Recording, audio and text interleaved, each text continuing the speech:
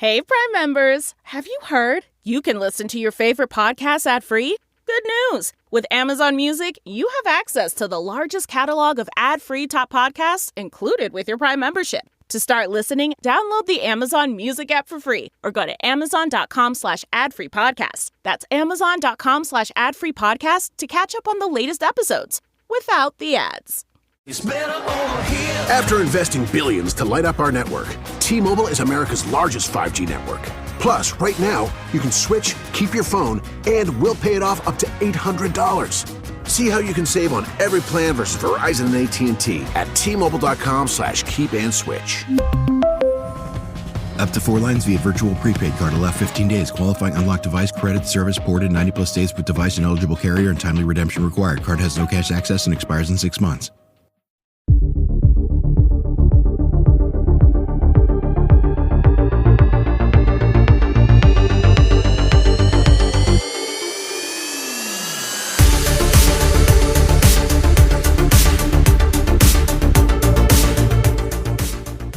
I have this to say. It was 44 degrees when I woke up this morning. La da da da da. You are so happy. I'm so happy. I'm like stopping myself from switching out my whole closet this morning. And I'm literally here burning a voodoo doll of Mother Nature. I'm like, fuck you, bitch. How dare you? I am so excited. So excited. Wearing a coat today. Feeling great. I don't want to wear a coat. We're so similar in so many ways and yet so diametrically opposite in so many ways. I need that vitamin D, girl. Yeah, you do. I know that for other reasons. Let's begin today with what I presume is going to be an unlitigated disaster. The Met Gala has announced that their theme for 2025 is going to be Superfine, tailoring Black style. Folks, this is already a disaster. Yeah. I predict that the Kardashians will show up dressed as the Jackson 5 and other some such blackface nonsense. What was the first thing that I said in the group chat? I was like, every Kardashian will show up in blackface like they always do. I mean, is it a great idea? Of course it's a great idea. On it's paper, it's a great idea. My advice to everyone at the Met and at Vogue is this. Do not invite white people. The end. Yeah. That's it. Honestly. Just make it a black party. This is a moment when I think I encourage segregation. If we're going to celebrate Black style, let Black people do it. I'm sorry. This is going to be a horrific disaster. It's going to be a disaster. Hollywood doesn't know how to do this. No, but for white people attending, for everyone that's not white, it's going to be the best thing. Absolutely, yeah. The looks are going to be another level that are going to blow us away from the people doing that it I can't wait for. Yes. However, the careers of at least 4 white people are going to be destroyed. Will be ended. Yes. Any white person that arrives there, including Anna herself, is brave. No. If I'm a white celebrity who gets invited to this every year, I'm debating what day in late April I'm going to say I have long COVID and I can't attend. The gala. Yeah, no, I have what was that other Zika virus? Like I'm gonna they need to make up a new disease. Ebola. That was what I was thinking. With the one that, I have Ebola. I'm in quarantine, in a hospital for medically sealed. I can't go. It's going to be the fashion event of the century, and it is also going to be a celebrity bonfire. I mean, we should be happier about it. I just don't want someone I like to have their career ended. You said that the Golden Globes with Nikki Glaser is going to be a bloodbath. This is going to be just as bloodbathy. Yeah, this is going to be bloodbathier. It very well could be. Lining up to my phone to see the looks. You know what I mean? We should live stream that night, actually. We should do a live event. We might have to. We should do a live event and keep an actual tally of people who are canceled from the moment they step out of their limos. And record our live reactions on video of us just being an absolute abject horror of the things that these white people are doing. In the most bizarre twist of fate, though, this gala is taking place on May 5th, 2025, which is also the day... Cinco de Mayo. It's not only Cinco de Mayo, but it's also the day that Diddy's trial begins. They announced last week. Yeah. So This is sort of like, I feel like the city should be on alert that day as though like we are when the president's in town and we stay Dominic, home. we have to get out of town. I'm not leaving the Bronx. We have to get out of town. We have to leave the state. Like you have to come to New Jersey and we need to go somewhere farther. Let's not go too far. Come on. Wow. Disaster. Uptown and downtown, absolute bonfires. I can't wait. It'll be our favorite day of the year. Yeah, it really will. Did you happen to catch Ariana Grande on SNL this past week? I saw the monologue, which was very short but sweet, which I liked because she's not really a comedian. And I also saw her parody of Celine Dion doing the like the Super Bowl, whatever it was, the football, like getting soaked by the Gatorade, like which was hilarious. She is, because so much nonsense surrounds her all the time, you forget that she is so fucking talented. I mean, she was doing sketch after sketch to me and knocking it out of the park. She did one sketch where she was the mother of a gay son who was bringing his boyfriend home and they were having game night. And she, as the mother, went to war with her son's boyfriend, who was played by Bowen Yang. I was crying laughing. No, but that's like, so even funny. just hearing that, I'm like, that's a perfect sketch for her. It was so funny. She is so talented. And at the after party, I believe was our soft launch for her and SpongeBob Got Your Nose to be in public because apparently, Ethan Slater was obviously at the after party and they were apparently very much in love and out as a couple and talking to the people and blah, blah, blah. So it begins. A few things. First and foremost, when I saw Celine Dion do the Wheel of Musical Impressions where Ariana Grande first debuted her little like Celine impersonation. Yeah. Celine was not happy with her. So I'm nervous to see. And they cut a lot of it out, I will say. She went on a little bit longer than is shown on the show of like how mad she was about it. And so I'm nervous to see what is going to be happening. Obviously, every single day I'm more and more excited for the Wicked musical and it's ramping up. My excitement is ramping up.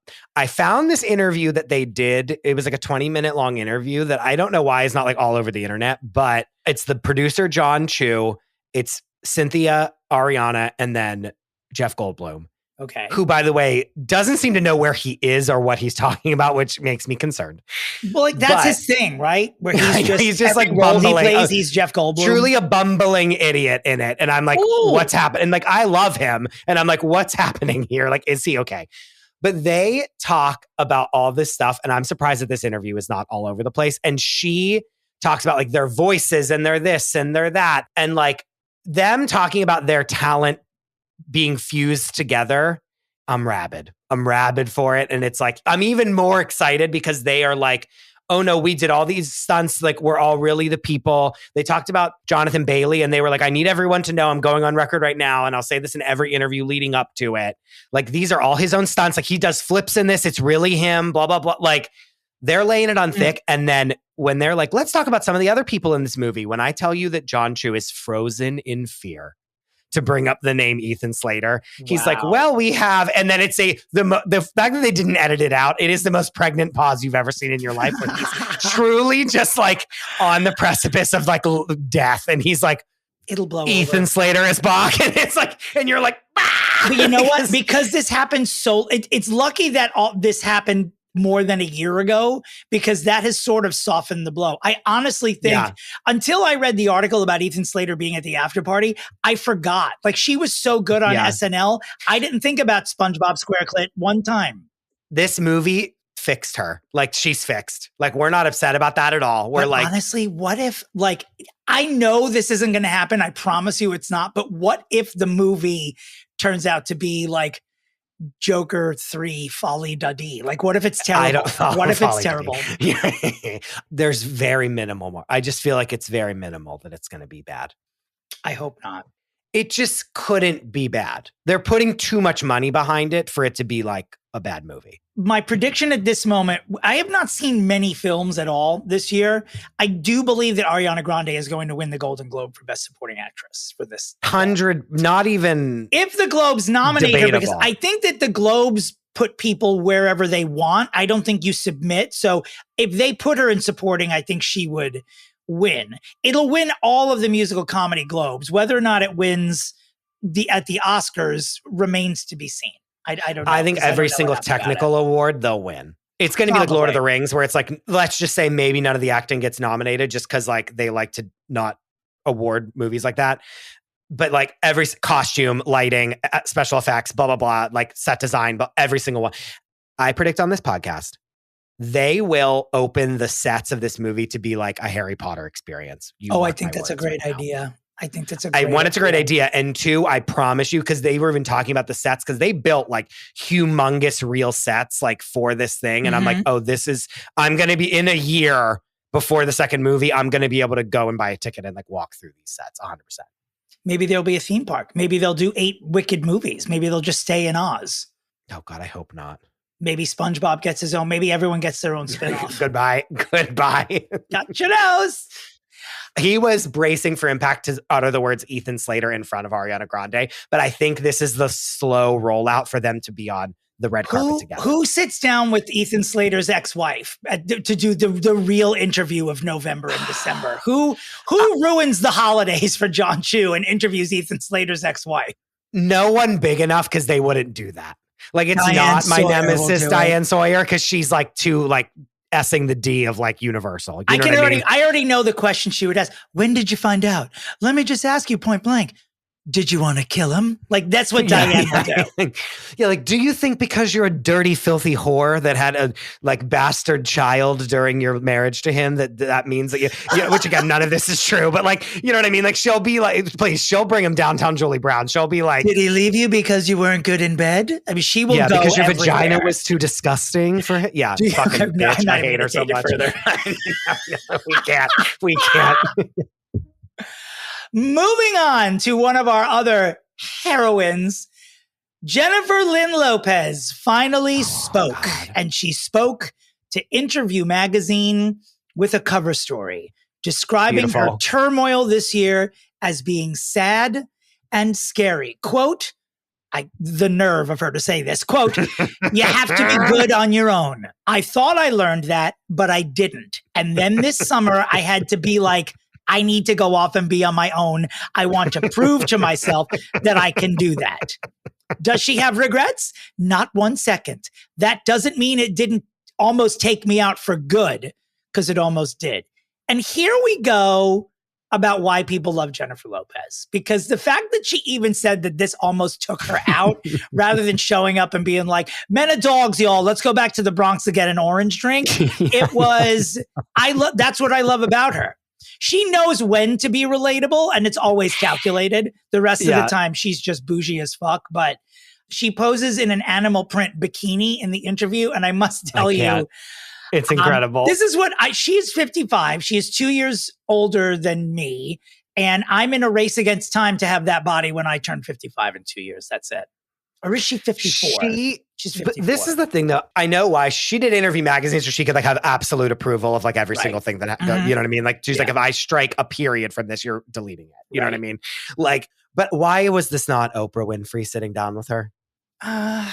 Like, imagine how great that would have been. Like, why was this not bigger? She wants to eat. You know why I think I have an answer to that question, because I think that doing it this way, I think the way that we're making fun of it now is like as much mockery as it's going to get. Yeah. I think that if she sat down with Oprah, she would be eviscerated. You're right. Well, yeah, because Oprah would ask. Oprah's interviews always become about Oprah. I don't remember a goddamn thing Meghan Markle said in her interview, but I do remember, were you silent? Yeah. Or were you silent? Yeah, or when they were like, she was like, they were questioning the race of the child, and Oprah, like that meme of Oprah going, what? Which again, like, is horrifying, but then it's like, we don't even care about that part because we just like use it as like a thing of like, oh, I got $1 off on my like hamburger today, and we're sending that meme of like, what? Right. But God bless you, JLL. I mean, she's coming back. She'll have an Oscar nomination for Kiss of the Spider-Woman, or what's that other movie she's in with the one-legged pogo stick person? I don't know what it is, but she's in a movie where she plays the mother of a disabled person. He's like a sports person missing a limb, and she's going to get nominated for one or both. They're saying that they're going to get nominated, and then that's when we really get, because isn't the pogo, you're saying pogo stick? Was that it, or yo-yoing? I can't remember. I don't know. A yo-yoing Olympian movie. Isn't that the one with that Ben and Matt are like producing? Yes, I do. Yeah, so like she's going to have to like reunite on the stage with him. I'm sure they talk all the time. I feel like this time it's different. I think that they're still in each other's lives because the whole summer she was photographed in the Hamptons with Ben and Jen Garner's kids and like all this. Like, I think it's different. And I think that the other thing that's funny is like, we like have been begging for this interview for like months now. And then we get it and we're like, okay. And that's why I think but I think that was smart on her part because I think she had enough of a spectacle. Yeah. We're not reading every single word of it and like just stopping every 2 seconds to rip her to shreds. Right. No, I think she already knows that for the hour and 10 minutes that comprise Dom We Now Are Gay Apparel, the holiday spectacular, that her name will be uttered during those 70 minutes upwards of 88 times, probably. Yeah. And she probably just wants to limit just because of that. Speaking of my holiday show, I am just utterly, clutterly thrilled to announce that tickets as of today are finally on sale. Wow. And I will be going to San Francisco, Los Angeles, Palm Springs, Nashville, Chicago, New York, DC, Boston, and Atlanta. For now, we're going to have a few additions next week, but we had to get these tickets on sale. There might be a city or two that the link isn't up yet. You can just let me know. Like Chicago and Atlanta have been a little slow putting up that link, but the dates are confirmed. I am super duper excited. And I hope to come back here next week and tell you about 2 or 3 other cities that we are adding. But you can go to my website, domandterry.com, or you can go to at Dominick Pupa on Instagram and go to my link tree. And there are separate links for each of the cities I just mentioned there. Please come. I love to see all of the listeners at the shows. Last year was just an unmitigated... Another level. It was just an unmitigated joy. Like meeting so many people who listen to this podcast was just the highlight of my whole year. The highlight of my... Let's just leave it at that. It was the highlight of your whole. Yeah. And that's...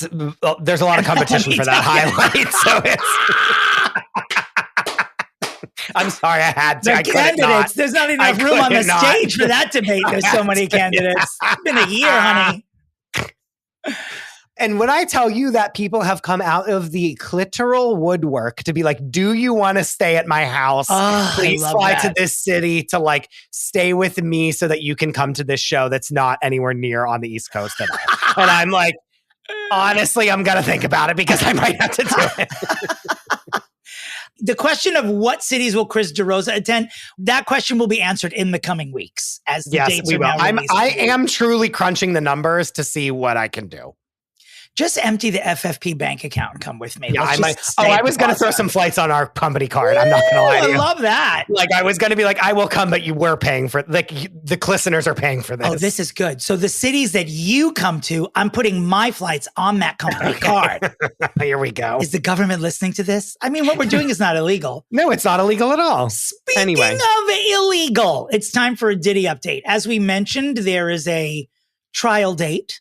May 5th, which is the date of the... It's easy to remember because it's the Met Gala. And please know, I was like, the minute that the Met Gala thing dropped, I sent it to Charlotte Coleman, stylist to the stars, our Met Gala correspondent. It was like, start studying up now so you can explain what these are to us whenever we see them. And she's like on it. She's like chomping at the bit, ready to come back. The first white person who gets out of a car wearing braids should be shot on live stream. Like on site. Yeah, should be shot. Like on site. Nick Cannon has released a statement saying that he recalls partying with Diddy at 16. I don't believe he saw anything untoward. And Nick Cannon, it turns out, has also never had a drink in his life. So no wonder he didn't enjoy that party. I don't know if I believe that, but okay. I don't know if I do either. Is that bad? I don't want to question someone's sobriety. No, I just simply don't believe that. I just don't believe you conceived 23 children with absolutely no whiskey. I just don't even believe that that's medically possible.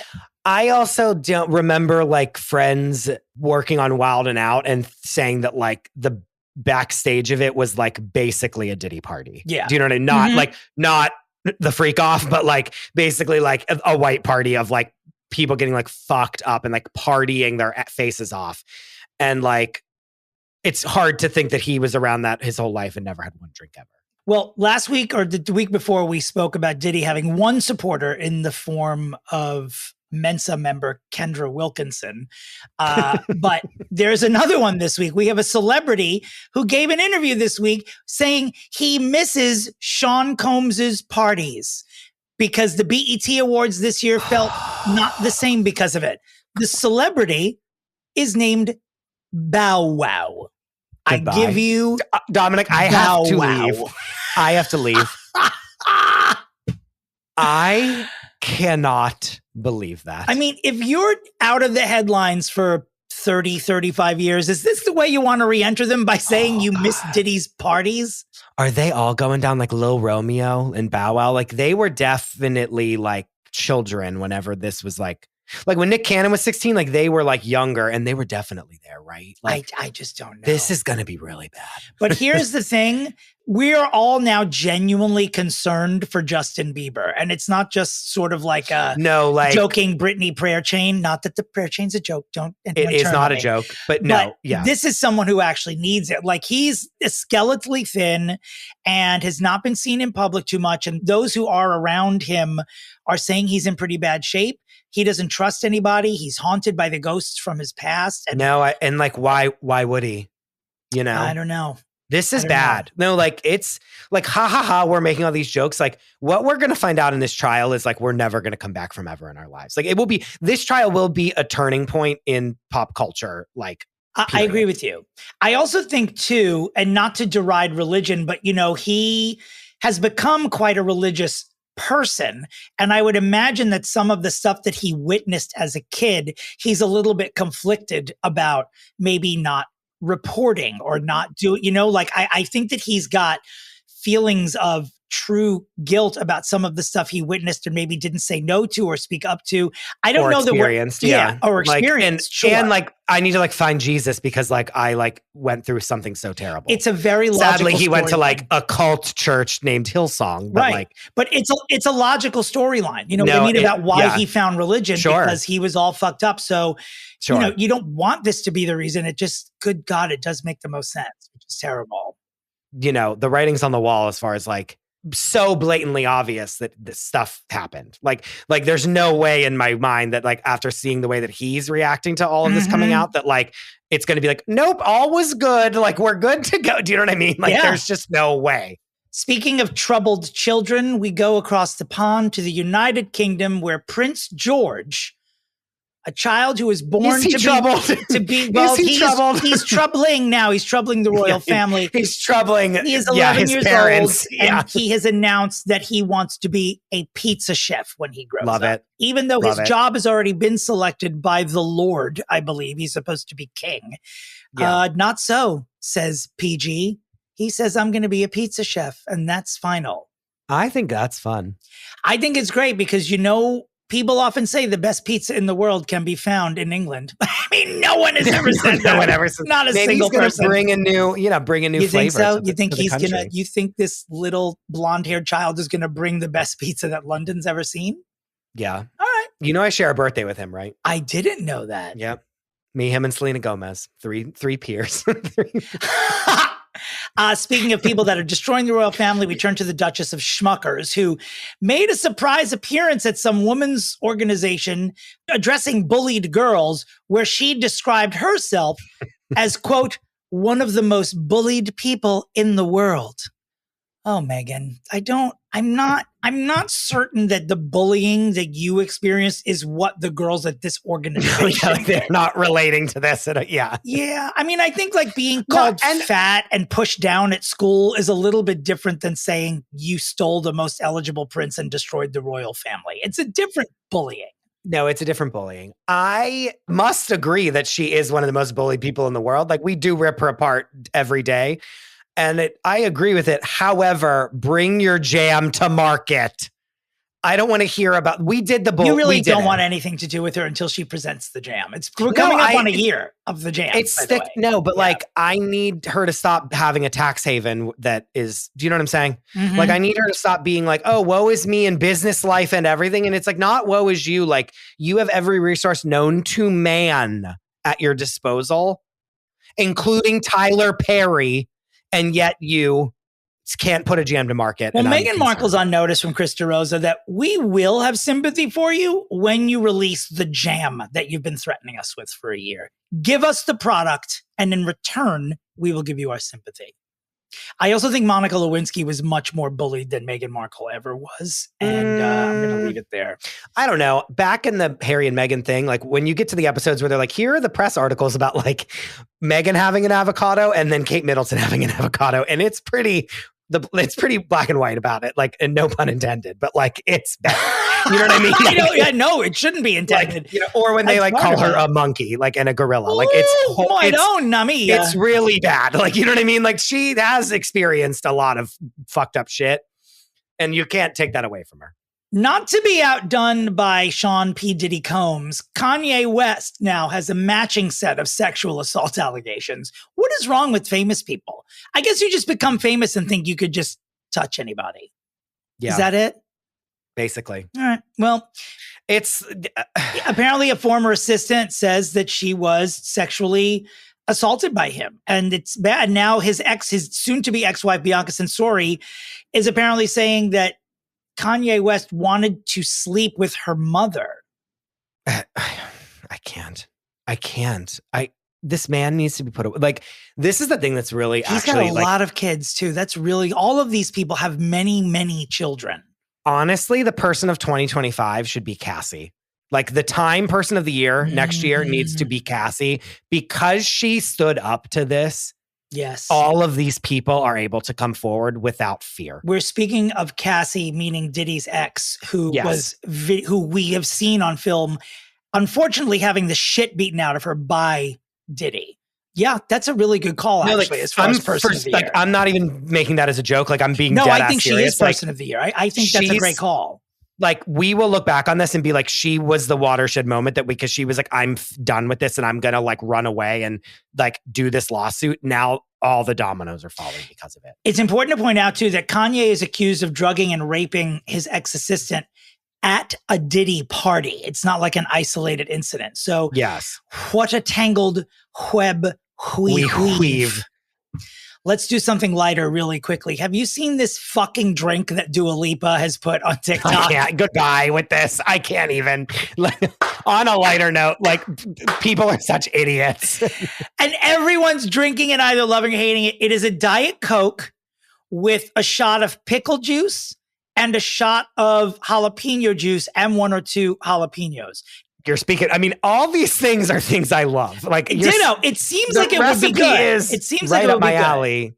But like, I just simply have too much respect for myself to drink this. Why don't we? First of all, I don't believe that you have too much respect for yourself to drink that drink. I'm going to call bullshit on that. I think let's get all the supplies. We should drink it. We'll drink it during the Pre-Fixe next week. Okay. And okay. I bet it will taste good. Stephen Colbert drank it last night and was absolutely horrified by it. Remember when people were drinking like Pilk, which was like Pepsi and milk? It's so good. Have you ever had it? Oh, it's so good. But you don't need, it's not just Pepsi. You can do it with Coke. You could do like any dairy product and any Coke flavored beverage. It's good. Any cola. Any cola. Thank you. That's what I was looking for.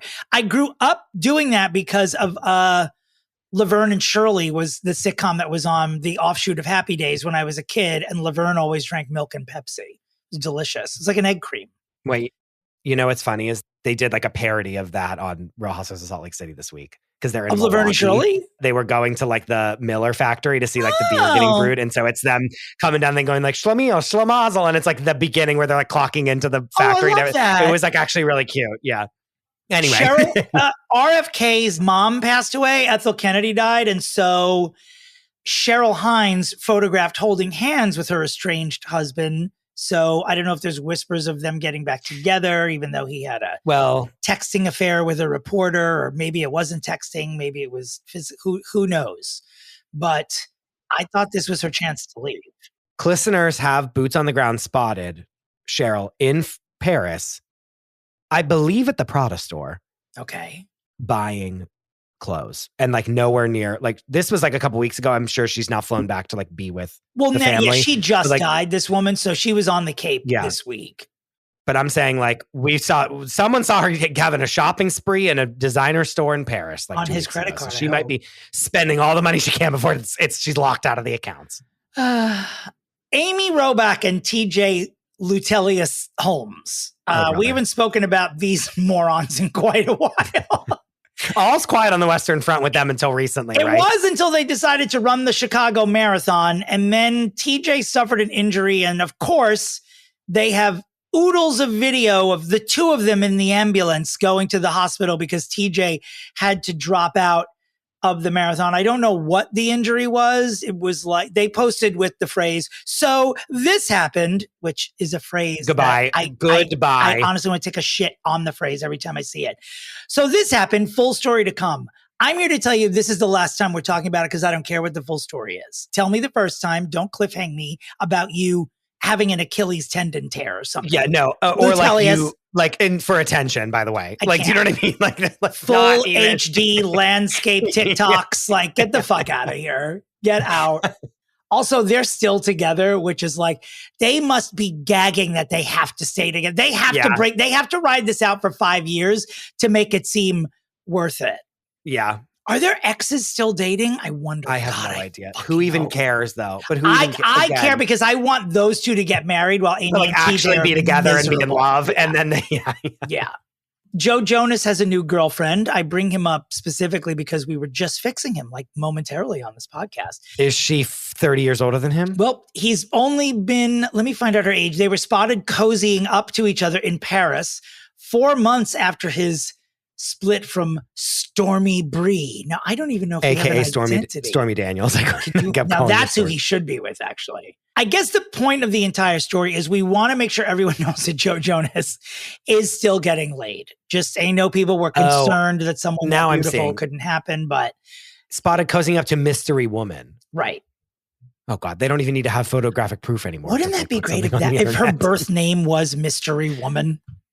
Can we do an article where you're cozying up to Mystery Woman, but it's just me? We're just at the duplex on Wednesday.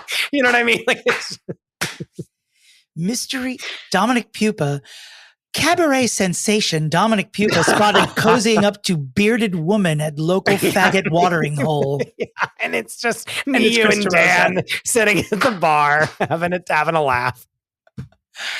Dominick Pupa in mystery threesome, blah, blah, blah. It's me, you, and Seamus. A foursome. Hassan joins. You know what I mean? Hassan that comes from work and it's like Dominick having group sex at a bar. You're going to have to differentiate from all the other times that's actually been printed. Sure. Well, yeah, we sure are. Have you seen this video of the supposed fight between Nicole Kidman and Selma Hayek? Every single frame of it have I seen. And I need that woman who does like the lip readings. I need her on the case yesterday. She's doing it, but so for those of you who haven't seen it, just Google Nicole and Selma, and it will just come up. If you listen to this podcast, you've seen it. I'm sorry. I don't know if a lot of people have. I don't know. A couple of people I mentioned it to hadn't heard about it because the video is from a couple of weeks ago, and I guess it's been circulating. But I guess Nicole, they were on a red carpet, and Nicole was between Selma Hayek and our sworn enemy Katy Perry, and Selma was trying to take a picture with Nicole, but she had to have one taken with Katy Perry. And she sort of forcibly took Selma's hand and pushed it off of her and then left the frame. And Selma didn't seem to miss a beat. I mean, she could tell that Nicole was annoyed, but I don't know. I feel like they're friends still. I feel like it was probably nothing. No, and that's the thing. Nicole was I annoyed would do. Because like me and you would do that to each other if we were like in like all these cameras and stuff. Like we would be like, no, Dominick, move over here. Like, you know what I mean? Like that wouldn't be like us fighting. You know what I mean? Like, yeah, I think they're probably fine, but I love the TMZ is just. No, but it is like drama. It looks so drama. Like they're like getting in a spat. And it's like, there are 90 million cameras around them. So it's like, they wouldn't get in a real fight in front of all those cameras like that if they didn't want. Like they know that it would be blown up into like World War 75. Right. Surprising no one, Fire Rose Cyrus. Goodbye. The fact you even put this in here is upsetting to me. This is only a story because I wanted to say the words Fire Rose Cyrus. Of course. Absolutely. Soon to be, if not current ex-wife of William Ray Cyrus, has said that she never should have married him. And that's the end of it. That's the whole story. That's the whole story. I got to say Fire Rose Cyrus. Hey, Fire Rose, I could have told you this. Seriously. I could have told you that 20 years before you met him. I don't even know who you are, and I could have told you this. I know that your name is Fire Rose, and because of that, I just can't take anything you say seriously. No. I'm so sorry. I'm so sorry. It's very judgmental, but I apologize. And yet it's true. But your name is silly. I'm sorry. Just change it. If you change your name to Beth, I'm going to take everything you say with such seriousness. You have no idea, Beth. I will look you in the eyes, Beth, and I will let you tell me how bad Billy Ray Cyrus was. But the moment you hold out your hand and say, my name is Fire Rose, you get this. And that's it. You just get me laughing at you. I'm so sorry. Next week, I want more details on this because I love Teyana Taylor and quite frankly, always have. She's involved in some sort of feud that I'm just finding out about. And I want to wrap my head around looking at this and I was like, what is this? It's a little confusing, but I love her so much. And she's about to be she's playing Dionne Warwick in the Dionne Warwick biopic, which is, when I tell you, a stroke of genius, because A, Teyana Taylor's so talented. B, Dionne Warwick is a legend. And C, Teyana Taylor looks like Dionne Warwick. It's such a match made from God. I can't wait to see it. And she's like popular and we know her, but she's not at that level yet. But this like will be she's going to make that jump. This will be that star turn that will make her. This is why I want to talk about this story. And I don't want to like half-ass through it, but she's having a feud with the ex of one of her exes, and the woman's name is Kayla Nicole. She's a model and a sports reporter. I'm going to get all the details on it, but I don't want Teyana Taylor getting in the mud with a love triangle before this Dionne Warwick. No, she needs to rise above. I want her to be a star, and I want to preserve her. And so some of the like Instagram barbs are getting a little trashy, and I'm reading the article. I'm like, TT. Don't do this. Don't exit this now. Yes, like you're better than this. Like you're 100 times better than this. Yeah. So we'll have more. Especially with like some random woman that's like a nobody. Like, you know what I mean? She's not getting in a fight with like Doja Cat, which I'm like, okay, fight. Like, that's fine. But this woman is part of that club. You know, this club of, it's not just women, it's men too. Like when famous people who just only date other famous people, you know what I mean? Like, so whoever this man is that they're fighting over, she's dated famous people before and after this famous person. Yeah, sure. Because that's what they do. Dominic, that's what we like to call a star fucker. Yeah. You could all take cues from Miranda Lambert. Just marry a police officer. Marry someone on the NYPD. They have great retirement and pension plans. Just do it. Do it. And that's it today. Speaking of pension plans, we're trying to fix Kevin Costner. Oh, God. And you have so many bones to pick with him. It's not even funny. I did have a lot of bones to pick with him. Yeah. I did. This is actually a pretty juicy one. Little Miss Recap is our guest today, and we had quite a fun time. Again, this is one of those subjects where I'm like, how much are we going to talk about Kevin Costner? And then we all just started. And then we get in there and we're like, oh, wait, there's actually a lot to cover. I have beef with Kevin Costner, apparently. I wasn't even aware of it. And I don't know if I forget like what people have heard and what people haven't heard, but just know that there will be something that will come up here, and we have made contact with the other side is all I'm going to say. Oh my God, that's right. We have made contact with the other side, and results pending is all I'm going to say here. You'll find out what Mystery Woman is talking about right after these vital messages. Mystery Woman. This is a mini meditation guided by Bombas. Repeat after me. I'm comfy. I'm cozy. I have 0 blisters on my toes. And that's because I wear Bombas, the softest socks, underwear, and t-shirts that give back. One purchased equals one donated. Now go to bombas.com/Wondery and use code Wondery for 20% off your first purchase. That's BOMBAS.com/Wondery and use code Wondery at checkout. You know that feeling when your favorite brand really gets you? Deliver that feeling to your customers every time. Memorable moments like these are key to building your business and your brand. Klaviyo turns your customer data into real-time connections across AI-powered email, SMS, and more, making every moment count so you can continue to build smarter, more meaningful relationships with your customers. Build smarter digital relationships with your customers and make every moment count with Klaviyo. Learn more at klaviyo.com/BFCM. All right, Dominic, we have a very hilarious guest. Oh, it's a high bar. No, I was recently on her podcast, Little Miss Recap, and she had me peeing my pants, talking about Chimp Crazy, something we both loved to talk about. Where my opening line was, this isn't a show about bestiality, and yet it is. It is. Which is just true. It's Amye Archer from the Little Miss Recap. Hi, guys. Hi. Thank you for being with us. Thank you for having me. Tell everyone at home a little bit about your podcast. So I host Little Miss Recap, and what we do is we talk about trash reality shows in a thoughtful way, I hope. We cover Sister Wives, we cover 90 Day Fiancé, we cover Seeking Sister Wife, like some of the trashier shows that no one else will touch, we'll go there. Like MILF Manor, Sure. Okay. Sure. But we also do documentaries and stuff. So it's just, a bunch of ladies of a certain age solving murders from our couch. That's what I like to say. I love that. Yeah, and we did Chimp Crazy, and I was like on the floor the whole time. Like Amy was like blowing me out of the water with jokes. Like I was like, "Oh, I'm going to come in and like be funny." She was wrecking me. It was hilarious. I was now dying I'm just barely laughing. going to speak and never make a joke. Oh, stop. I have yet to partake in Chimp Crazy, and I've been told by several people to watch it. I gotta put on the list. It lives rent free in my brain. I can't not think about Dominick, her. I can't. This woman you will be rattled to your core. To my core? By the this tectonic woman's plates shift. By Will her my tectonic plates eyelashes. shift? Her eyelashes alone will take you to a dimension you've never been to. All right. Well, you got a lot of competition now with Matlock and Dr. Odyssey on the horizon. I just don't know about Chimp Crazy. Oh, aren't they doing Matlock with some? Who are they doing Matlock Kathy with? Bates. Kathy Maybe Bates. you've heard of her. Yes, I Oscar just saw winner that. Kathy Bates. Yes, Kathy yes. Doyle Bates. Yes. Kathy Doyle. Speaking of Ms. Bates' middle name, today we are fixing Kevin Louise Costner. Obviously, or maybe not so obviously, Louise, not his middle name. Before we fix him, at the top of every broadcast, Amy, you may know we play the middle name game where I will ask Christopher and our special guest, who this week is you, what you think Kevin Costner's middle name is. Now, before we begin, do either of you already know what Kevin Costner's middle name is?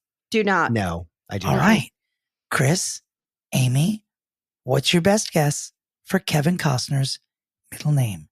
Kevin Costner is his actual birth name. He was born in Linwood, California in 1955. His current age is 69. January 18th, which would make him a Capricorn. What is it, January? 18th? I think so. Yeah, I think so. I think he's Hey, on the Siri. cusp of Aquarius. What zodiac sign is January 18th?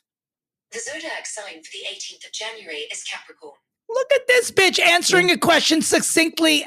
I can't believe it. You are coming a long way. She knows. My iPhone 13 Siri knows that I'm about to get a 16, and she's she's on her best motherfucking behavior. There you go. She's trying. This podcast, you should just be Dominick fighting with Siri. Like that was like a That's lot. awful. It's awful. That's every moment when I'm not on this podcast. Actually, it's the whole day. And by the way, the iPhone is indestructible, by the way, as someone who has thrown it many times. Yeah. This is something that is invincible. My husband just ran over his iPhone with the brush hog and it survived. So. Oh my gosh. Oh my gosh. She won't stop talking. Oh, I'm sorry. Now she wants in. She's like, why are the lights flickering?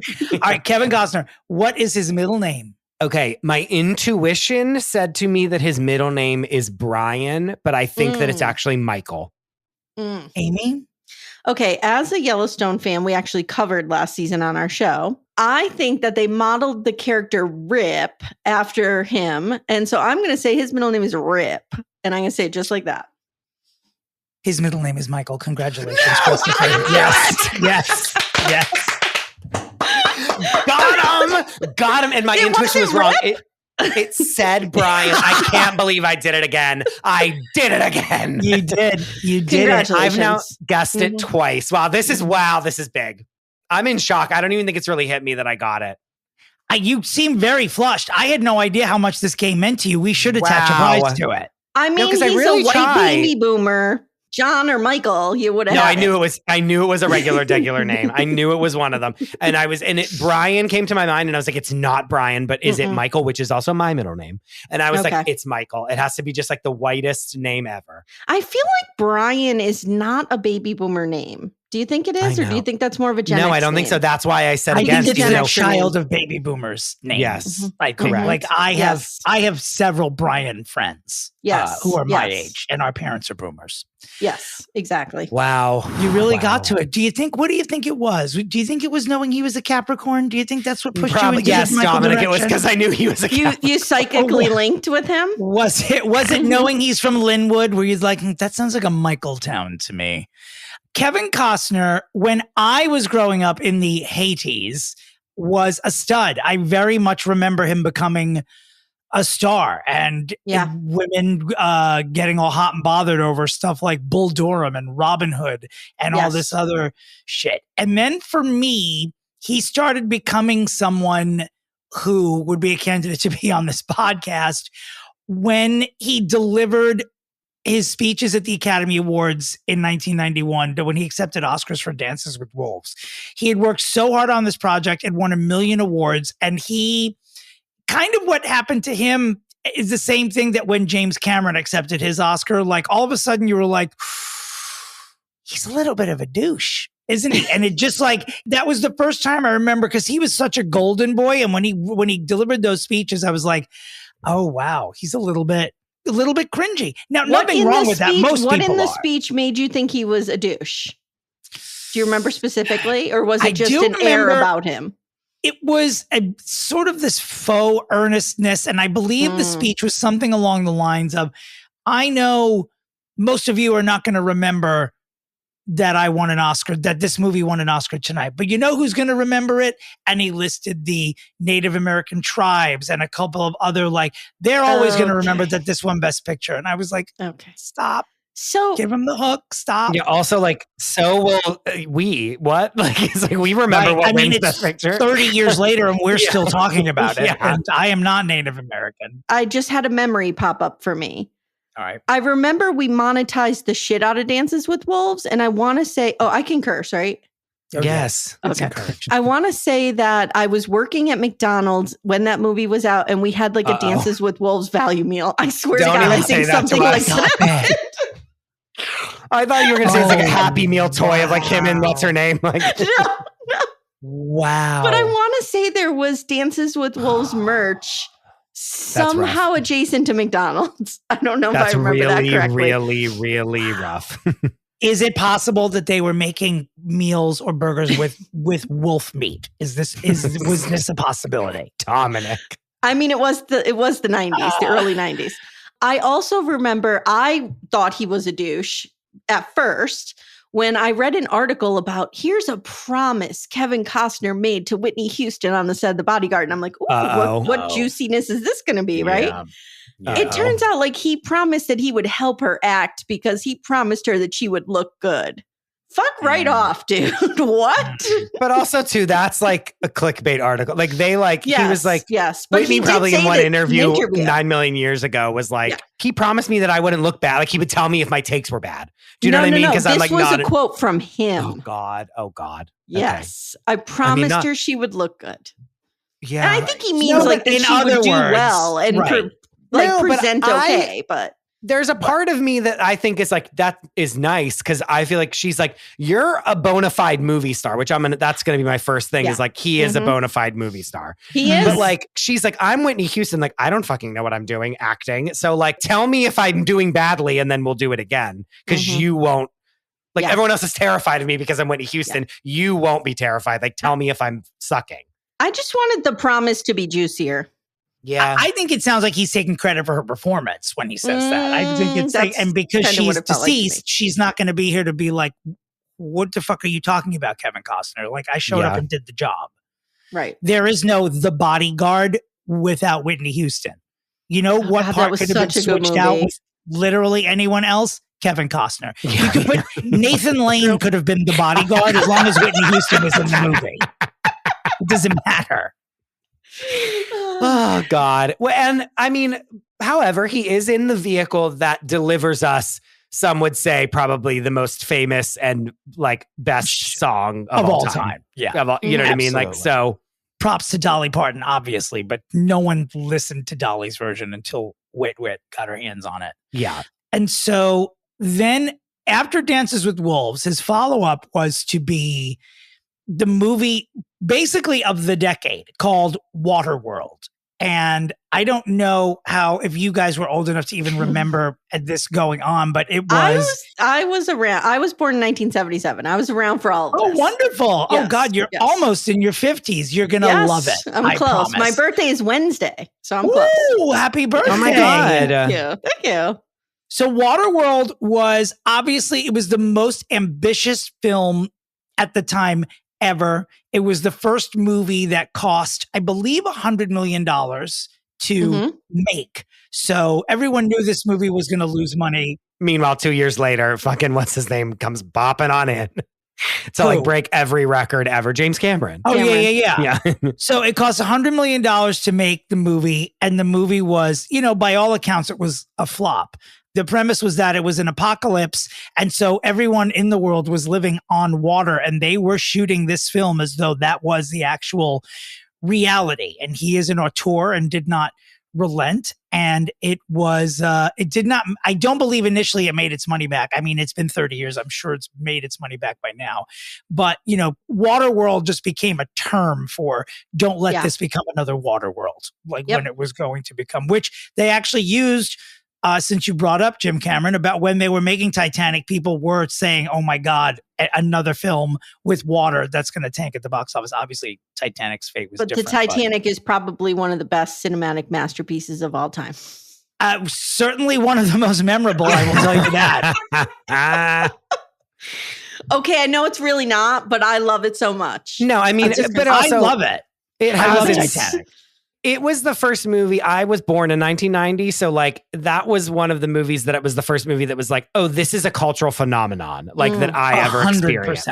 And it was up at the time, one of the biggest cultural phenomenons to ever exist at that time. Yeah. And at the time it had technology that was mind blowing for all of us. Yeah. Sure. It still looks good. I caught a bit of it on television. It still looks good. I mean, it's a movie, but it still looked good. And look, Kate Winslet, she's promoting something new. She drops little tidbits about Titanic. And we're eating them up like fucking Sunday dinner is what we are. Like it's the last meal on Earth. Yeah. Not so about Waterworld. Slam. It was just pretty much a disaster. Robin Hood, Prince of Thieves. That was a big one. Oh, yeah. That was a big one. Yeah. And then obviously Field of Dreams, duh. He really did turn his whole life around with Waterworld and then just became a little bit jokey. And what it did, I mean, we haven't heard of esteemed supporting actress Jean Triplehorn since Waterworld. Sure. So she was to have a career take off after Basic Instinct. And then she got linked up with Kevin Costner. And now no one knows where she is. Jean Triplehorn, if you're out there, will you DM Fixing Famous People so we know you're okay? But even after Waterworld, like has a movie every year after that, at least one. Yeah. Film. Oh, yeah. Then most of which I'm like, oh yeah, I remember that. Oh yeah, I remember that. Oh yeah, I remember that. Like, can you rattle some of them off, Chris, so we can hear some? We have Wyatt Earp in 1994. Oh, yeah. Well, that's before. That's before. What do we have? The Postman. Yep. 13 Days. Another bomb. 13 Days was great. Bomb. That was a great 13 Days is good. The Postman was a bomb. Wyatt Earp was a bomb. Yeah. The Upside of Anger. I don't remember that one. Mr. Brooks in 2007. Don't know it. I don't remember The Company Men. Don't know it. Oh, I remember he was in the Hatfields and the McCoys miniseries. Yes. Oh, I didn't see that. I would be into that. That was like a resounding success. And I forgot he was even in that. That's like in there with Merlin and the 10th Kingdom for me. I have not revisited that in a long time. Holy shit. Where can I watch this? I wonder. I bet you can find it on YouTube. Oh, it was on the History Channel. Oh yeah, I got to go back and watch that. I forgot about that. That was a big deal, that thing. And they couldn't think of a way to replicate it was the problem. Like it was such a one-off because it was the actual, like it wasn't like they couldn't do season 2 of the Hatfields. No. He was in Man of Steel. He was like, oh God, that's right. I think he was his dad. He was. Or someone. He was, yeah. And so he's in Batman versus Superman, Dawn of Justice. Yeah, these aren't as good. But he's the 80s and 90s He's in Hidden Figures. Hidden Figures, right, more recent. Yes. Yeah, yep. Oh yeah, he's in the, oh God. I forgot he was in Hidden Figures. So he's been doing Yellowstone for a long time now, right? No, yeah, Dominic, you are right. It's all kind of swings and misses after Waterworld. Yeah. But here's the thing about Kevin Costner as an actor. It doesn't matter. Sure. It doesn't. What do we care? No. He's kind of mediocre. I'm just going to say it. He's kind of mediocre. You're 100% right. I just don't think, and even today when I was doing my 30 seconds of research before this broadcast, I'm like, what are the options to fix him? Because typically when it's someone like that, I will always lean toward, you're an actor, let's see you act. Or like, and I've done this recently with other people where I'm like, put them in a Broadway show. Let's see them actually act in something. And I just don't think that that's it for him, mostly because I don't think he can do it. I don't think he's his a great sex actor. appeal is what carried him through the majority of his early career. Sure. Yep. Yeah, he I is remember hot. my mother, she's a boomer, and her and all her girlfriends were like, that was their sexual peak there was with Kevin Costner as Bull Durham specifically. Rightfully so, by the way. And what was the movie? Did he do a movie? I just remember him having animalistic sex with Sean Young in a limousine. I think the name of the movie was Revenge. No, the name of the movie was No Way Out. That's right. Where I believe that he made passionate love to Sean Young in a car and in a limousine. And I don't think I ever forgot it. Wait, we forget he was in JFK. Oh, I don't forget. Do you remember they did I'm like obsessed with JFK. JFK movie? I forgot about that. That was when he was really at the peak of his powers. Like that was when that's a big movie being headlined by a big movie star. You know? Well, he did JFK and then he did 13 Days shortly after, right? Because that's the Cuban Missile Crisis. So they're all JFK related. I think he did those two movies close. Oh, yeah, you're right. Together. He had a moment from 87 to 93 where he could almost do no wrong. Because you're starting off with The Untouchables, great movie. Won Sean Connery an Oscar. Then Bull Durham, then Field of Dreams, Dances with Wolves, JFK, Robin Hood, Prince of Thieves, then The Bodyguard. And then he was like, well, I won these Oscars, let's do Waterworld. And everything just truly started to turn to shit. So when we get to Yellowstone, it's like a huge deal, even regardless of flops and this or that. It's a huge deal that someone like Kevin Costner is going to do television. Wasn't it on CBS? Well, not even that. It was streaming. It was streaming Paramount before Plus. It was on CBS. Oh, bro, that's even worse. It was on Paramount Network. It didn't start streaming on CBS until I want to say a year, maybe two ago. That's it. I think years after. Like years after. But that, do you know what I mean? It's like that was a big get, was that he was coming to do this. Yeah. And so then, but went off the show, right? Because he had a fight with Taylor Sheridan. And either he wanted Dominic, more money that's why or we're whatever. Dominic, that's why we're here. So, Amy, you're a watcher of Yellowstone. I have not seen one frame of it. I've just only seen commercials and people's T-shirts that they wear that say like Yellowstone this or whatever the fuck. You know. And I'm like, what the fuck is this? But I know it was like a humongous show and everyone loved it and it was very much beloved. And then he didn't want to do it anymore, ? And so here we are. Yeah, I love Yellowstone. But one thing that people don't realize about me, it's kind of antithetical to who people think I am. I love Westerns. Love them, love them, love them. So when Yellowstone came out, I was all about it. And the first 2 seasons of Yellowstone, I think, are so well done. They're so well written. And you could tell Taylor Sheridan is like focusing only on Yellowstone at that point. And it's really about this push and pull and this like transformation of the West, right? And what it looks like now, as opposed to what people think it looks like or should be now.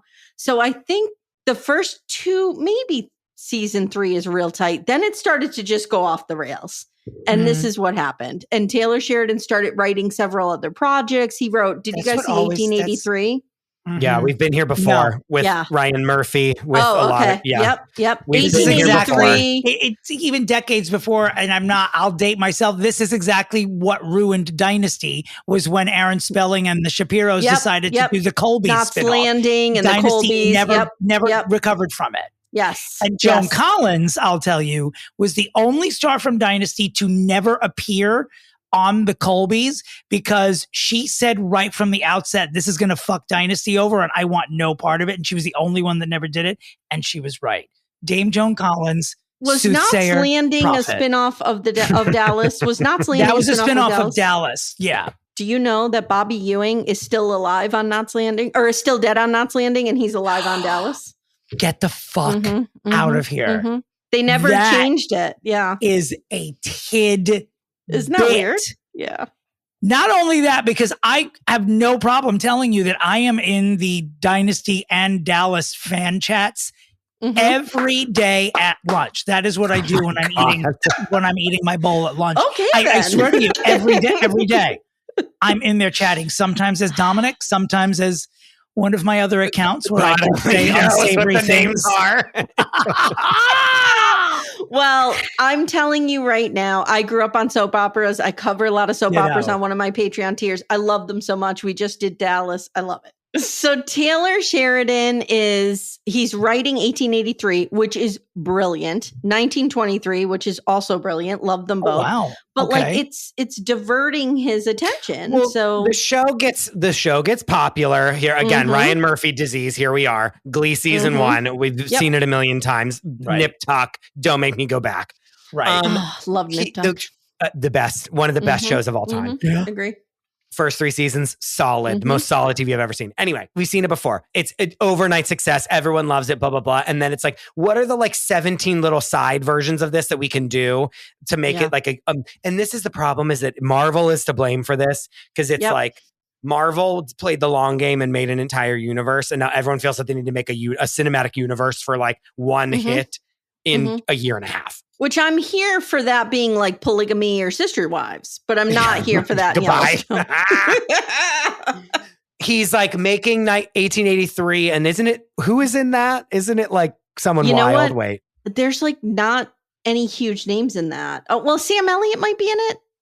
Is he in that? And Harrison Ford and Helen Mirren are in 1920. Oh, that's what I'm thinking of. I'm thinking of Helen Mirren. I was going to say Helen Mirren, and then I was like, is she? Oh, yeah, Tim McGraw and Faith Hill are in 1882 or whatever. I loved 1883. It was so great. Wait, Tim McGraw and Faith Hill are in 1883? Yes. That's hilarious to me. I don't know why. And Sam Elliott. I also love these are like Adele albums to me. Yeah. That's what they sound like. So I'm a writer. And so one of the things I judge everything on is writing. And you could tell the writing was just, you had a great cast and they were still trying to act, but the writing was just coming apart at the seams. And then he inserts himself as a character, Travis. Taylor Sheridan does. So he's in Yellowstone and he's doing this dressage, this horse dancing. And he's real into it. And it takes over part of the season. And you're like, what is happening right now? Wait. Taylor Sheridan, the creator of Yellowstone, is also an actor on. I swear to God, I did not know that. He wasn't. He wrote this part for himself. And he gets in there. Okay. Well, this is where we find our problem.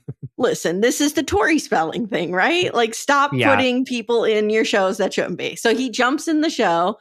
And it becomes something real strange. And it just it turned into it went from what it was, which was a nice, tight, well-written story to a nighttime soap opera. It just went off the rails and started. As they do. Yeah. So Kevin Costner was getting pissed off. And so there was tension about that, but also there was some political tension, because he's like, I think. I'm Kevin Costner and you're a writer. What the fuck is this now? I understand. Yes. Taylor Sheridan told Kevin Costner, Oscar winner Kevin Costner, to stick to acting and don't tell him how to write. Ruh-roh. To quote Felicity Huffman herself, ruh-roh. Wow. Yeah. Mm-hmm. Wow. Okay, that's bad. Well, his Oscars are not for acting, just in Taylor Sheridan's defense. The Oscars are for directing and writing, so not anything else. I take issue. Now, he has obviously, he has these Horizon films, these epics, which are not, the first one was not well received, but I have a point here. Because I know we'll get into more detail of it. But as he's promoting these epics, these epic westerns that he's directed and written or whatever, he starts appearing, he does the talk show circuit. And he starts bringing up this thing again about Princess Diana being in The Bodyguard Part 2. What I would like to say publicly to Kevin Costner is, there is not a fucking chance in hell you had a single conversation with Diana, Princess of Wales, about being in The Bodyguard Part 2. Not only that, if you did have one conversation with her about this, she would have put you on the restraining order list for her security, that you would think that she would appear in in The Bodyguard Part 2. How dare you continually defecate on this icon's grave? It never happened. It never happened. Yeah. Please continue. I'm sorry. right there with you, Dominic. I'm right there with you. It never happened. When I saw him on Stern and Howard Stern was eating it up, I'm like, this is fiction. There's not a fucking chance that this would have ever happened. In hell. Like in hell. And the more dead Diana becomes, the more details Kevin Costner all of a sudden remembers. Are we seeing a pattern here with him with dead Bodyguard? Yes. Truly. Yeah. And this is the other thing. Is like this Horizon movie is like, just because he's like, I'm not on Yellowstone anymore, but I will be basically the same character in a different movie and like make money off of it. Do you know what I mean? Like, no, like what the fuck? Just do Yellowstone again, you fucking idiot. Like, what the hell is this? Or just why it was such a strange choice to go back to just make. He's done so many Westerns before or Western related projects. He's back in. I feel like he thought he was going to reinvent Westerns with this because he considers himself a Western expert, and it didn't happen. And P.S. Wait, he's obsessed with Henry Ford. I'm just going to say that. Give me a break is what I'd say. To Henry Ford, the car maker? No. Did I get that name wrong? The director, How the West Was Won. Is that, what's his name? Hey Siri, who directed John How Ford, the West John Was Ford. Won? John Ford? John Ford. Never mind, John Siri, Ford, go back to sleep. He's now obsessed with Henry Ford. Gerald Ford. Video vixen Melissa Ford is who you're thinking of. Henry Ford is the car maker. It's not. I just noticed now, too, that my parents have unwittingly been following Taylor Sheridan's career because he was in Sons of Anarchy, which my family loves. My parents loved Sons of Anarchy. He created the crime drama Tulsa King, with Sly Stallone, which my family absolutely loves as well. There's a mayor. My family loves too. all the Yellowstone, the series as well. Mayor of Kingstown. That's his other show he did. Yeah. And where is that? What is Mayor of Kingstown about? I don't know. Not to be confused with Mayor of Easttown. Not Mayor of Easttown. Speaking of Kate Winslet. Yes. Yeah. Oh, Mayor of Kingstown is the Jeremy Renner series. Yes. Yep. Got it. See, but it's so sad because look at all, we're like, oh, wow, this thing. Oh, this really good thing that he did. Oh, he did this really good thing. I mean, Sons of Anarchy was a humongous show for like I never the whole saw time it a was frame on the of air. it. Never saw a frame of it. But they won a lot of awards. They were like, that was a big show. That was when FX was like really getting its, becoming what it is now. It's like you have all these great things under your belt and then now you have to be a fucking cowboy that does like a prancing pony show every time you enter in the freaking, you know what I mean? Like, who are we fixing here? It's like we forgot about Kevin Costner. Honestly, I don't know. Like, well, so his beef then. So Kevin Costner and Taylor Sheridan start to beef over, from what I've read, that Kevin Costner is more off screen. He's more liberal in his thinking. His character is becoming very Trumpian, and so they're butting heads over that a lot. Interesting. And he just didn't like the character that John Dutton was becoming. And so he, in his contract negotiation, wanted script approval. And that's when Taylor Sheridan was like, yeah, go fuck yourself. He was like, no, because then you're going to cut out all the times when I ride on this horse and do a dance. Like, yeah, he was I can't do that because I won't be in the show anymore. You know what I mean? And that was not going to be a no for him. Yeah. Also, 2023 Taylor Sheridan was now someone with power. The Taylor Sheridan that started Yellowstone, even with the Oscar nomination, not so much. But once the show became like, cultural depending phenomenon. Depending who you ask, there are people who say it's the most watched show on television, blah, blah, blah. It's a big deal. So he doesn't need Kevin Costner anymore, which he proved by saying goodbye. Yeah. Even though I have heard that Kevin Costner does come back in the second half of this current season. Yeah, right? I think he filmed, I just watched the last episode of the first half of season 5 to catch up, that he has to come back unless they kill him off screen. I mean, they have to wrap up the storyline. Do you think that Taylor Sheridan, just to be a complete catty bitch, well, like stomp kill him off, horse, kill him off camera by he was in a horse dressage accident, like the dancing horse trampled Kevin Costner? like Katy Perry trampling they'll have those. one very eager viewer to watch that right here because I just want to see it. That'd be great. It's basically a reenactment of Katy Perry on that dune in Spain. Exactly. Killing that nun. Yeah. I would pay to see that. I would pay to see that. It's going to be very good. But at the time, it's like everyone's like, Kevin Costner's ruining the show, right? Like people are like up in arms, no pun intended, being like, we are freaking that he's like leaving the show. The show is ruined. Like, fuck you, Kevin, right? Yeah. Right. Yep. Yeah. And part of the problem was the filming. Like they just couldn't get the filming schedule right. Like he had to do Horizon and Taylor Sheridan had a set date and then he had to keep pushing it because he had to film all these other bullshit that he's doing. Oh, okay. But then Kevin Costner pulled this too. He got so it COVID. was like delayed. Kevin Costner gives them like this 6-week window. Like I could film during this 6 weeks, but then he gets COVID and he counts that during the window. It's like, now we only have 4 weeks left. So yeah, they're both claiming it's a scheduled thing, but I think they secretly hate each other. Well, sure. But like, I understand exactly why they fucking hate each other. Yeah, I bet it's not even a secret to be like, honest. do you know what I mean? It's like so obvious why they have like, yeah, I understand it completely and I understand both sides. You know what I mean? Yes. It's like, yeah. And then when you think that he can't sink any lower, he starts dating Jewel. I mean, how bad is it going to get? How bad does this get? Okay, I love Jewel. I do too. I'm just fucking with her. Do you guys ever watch the show with her family, the Kurt Kitcheners? Is that her family? No. The Alaska show? No. So Come again. So good. Her family, she comes from like a family of homesteaders up in Alaska, and they have a show. Of course she does. It's great. It's great. Is she on it? She's not on it regularly. If she's ever made an appearance, I'm not sure.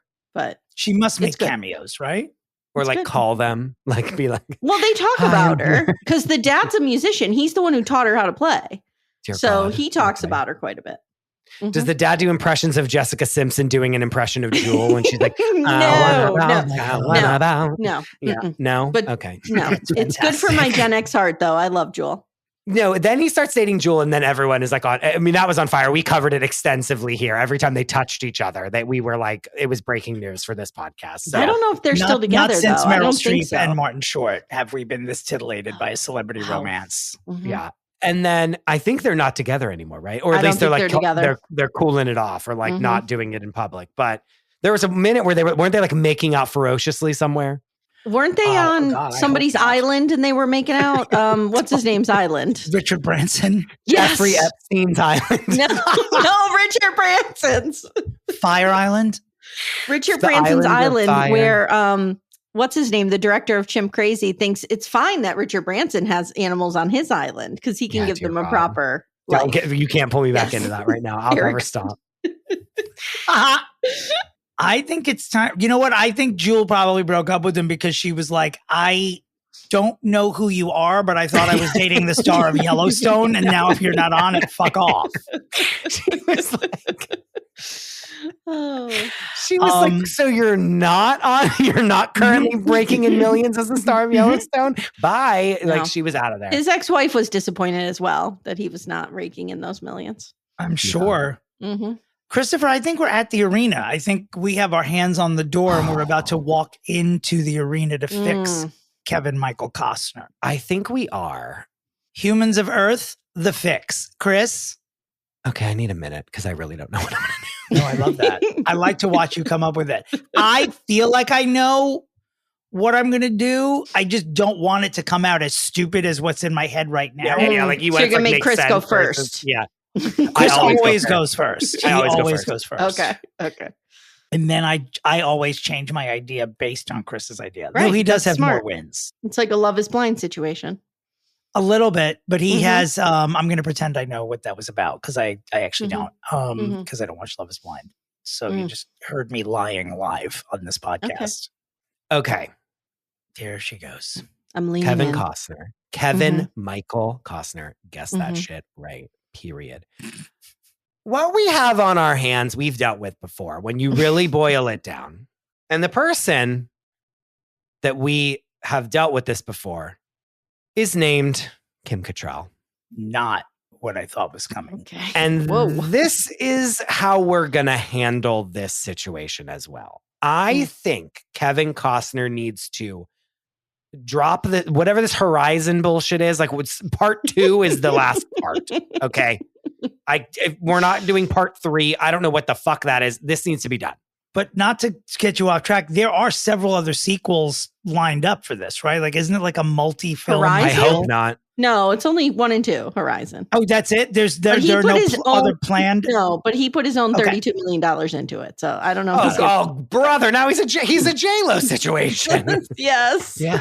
Okay, so we're hanging up our hat with the Horizon movies. And I think what we need to do is that I need to hear that, like, in the press, even if it's completely a lie, that like Taylor Sheridan called him to be like, don't you want to come back? And like the door's always open for Kevin on my ranch where I'm like having horses do like trots or whatever the fuck.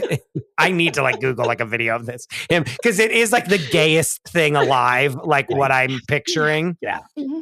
And so I'm like, and I picture the horses being gay as well in this. Yeah, like with bows in their hairs and like braids. Any of like these Lipizzaner like stallions from My Little Australia. Ponies, or like with the hearts on their butts, like being like clickety clock, clickety clock, clickety clock, like for real.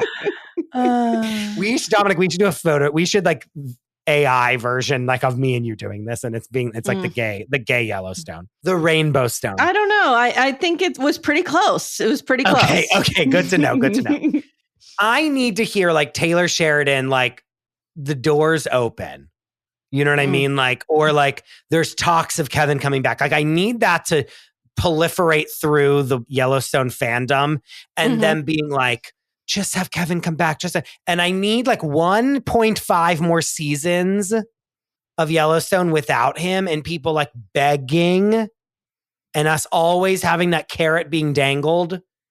And then I need out of absolutely nowhere, he just arrives in the middle of a season, just arrives in like a episode 5. He like walks back on stage. Okay. And then it's like, he saved the show. Like what we want Kim Cattrall to do for And Just Like That, which she will never do, is what I want to happen. And then I feel like we're good to go. Okay. We could start a smear campaign against Taylor Sheridan to tip the scales in Kevin Costner's favor by utilizing Johnny Depp's secret ops that he used when he was going through the trial of Amber Heard. Yeah. Interesting. Like, do you know what I mean? Like, I want them to be like, this show is hanging on by a thread. It's probably going to get canceled. And like Kevin Costner swoops in and saves the day. That will. Like right? Bobby Ewing. That gets every fan. So that is your pitch. That's my pitch. It's not it's not super creative, but I think that's what we need. It needs to happen. Okay. I think Kevin Costner needs to move away from the West in general. I think even anything with the letter W in it, he should just move away from. Wolves, Waterworld, the West, like enough. That's why it's hard to fix him, because it's like, it's not even vanilla what he is to me. It's like, what's like more vanilla than vanilla? Like stale vanilla? I don't know. He's not. He's. Did you say soap? No, I said taupe. Oh, he is taupe. He is celebrity taupe. He's also soap, but yeah. He has to do something different. I'm going to do what I said I wasn't going to do, and I'm going to say he needs to be an actor. I need him to be the new love interest on And Just Like That. He would be a great boyfriend for Sarah Jessica Parker. Whoa. Wow. He would be great at that. I need him to be a boyfriend. I need him to be a sitcom boyfriend, which would then lead to other. I don't want to ruin my pitch, but it's like, I just need evidence that he can act, because I don't have it. So I don't know. Put him in the next Downton Abbey movie or something. Slap an accent on this asshole. Let's put him see. in the Gilded Age. Imagine him in a some tails. He needs to be Max his bitch. He needs to have a supporting role. Thank you, Christopher. You're welcome. He needs to have a supporting role on every Max series that comes out in the calendar year 2025. Let's plan it now. But for real, he'd be a great partner. But he's not with allowed to be in SJP. Westworld. He is not allowed to be in Westworld. No. Well, Westworld's over. Much to Westworld my they killed. great chagrin, it's no longer. But that's what he needs. He needs to leave the West. He needs to just enough already. He needs to be Carrie's boyfriend and just like that. It's the perfect role for him right now. Okay. Wow. Because when you think about it, he sort of is Big and Aiden smashed together into one person. I mean, anything for me would be better than Aiden at this point. And I mean, not that, and just like that is the role that he's going to show off his acting chops. No. But he needs to be funny. I mean, I think it could be depending on the story. No, it could be great. No, he could make it amazing. Will they be able to handle him? No, but sure. You know what would be, this is not my pitch, but maybe we'll put this on the Patreon. What would be great is if he appeared as Kevin Costner and was Carrie Bradshaw's boyfriend. That would be actually like as himself. Yeah, that would actually be really like good. Sort of like a dramatized, like what James Vanderbeek did on that. Just to be in Apartment 23, our favorite show. Like that would be fucking great. Yeah. Okay. So that's it. Kind of a minor league, usually I do things a little bit grander, but I think if he's a boyfriend on an edgy sitcom, that would be. No, but if he was on The Gilded Age, we would be like beating off to him.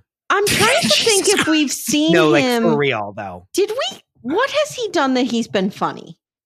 Well, unintentionally, Waterworld. I don't know if you've seen it, but it is.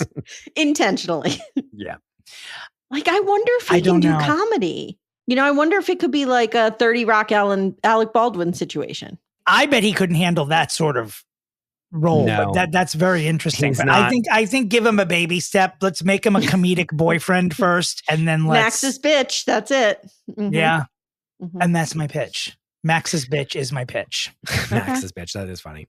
Amy, you stand at the precipice of a very large decision. I do. Jesus so Christ. Just, being a Libra, I could easily be swayed either way. Very easily. Sure. And I'll make a decision. Cash. Are you asking for money? Are you soliciting bribes right now? No, but I'll make a decision and probably change my mind in 5 minutes. So here we go. I'm going to go with Dominick for one reason. I think Yellowstone could survive John Dutton leaving.